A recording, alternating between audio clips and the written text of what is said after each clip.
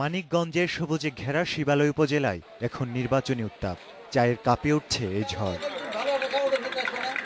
নিজের দিকে পাল্লা ভারী রাখতে ব্যস্ত প্রার্থীরা।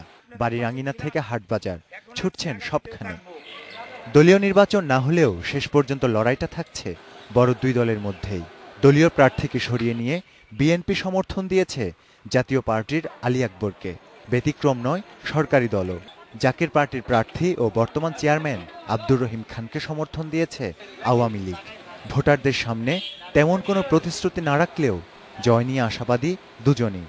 যদি আমি সৎ থাকি, আমি সুষম বন্টন করব, তখনই এলাকাবাসী উন্নয়নের ছায়াটা দেখতে পারবেন।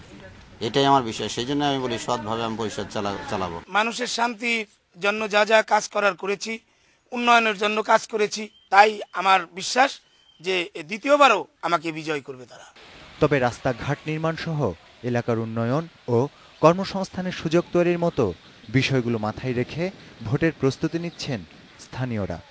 অনেকে ভোট চাইতে আসছে, যে যোগ্য প্রার্থী তাকে আমরা ভোট দিব। হিন্দু আর মুসলমান নাই, সবাই মিলেমিশে একাকার হয়ে যাতে থাকতে পারে, এটাই আমরা চাই। রাস্তা দিয়ে ভালোভাবে হাঁটতে পারুক, চলতে পারুক, এটাই আমরা চাই।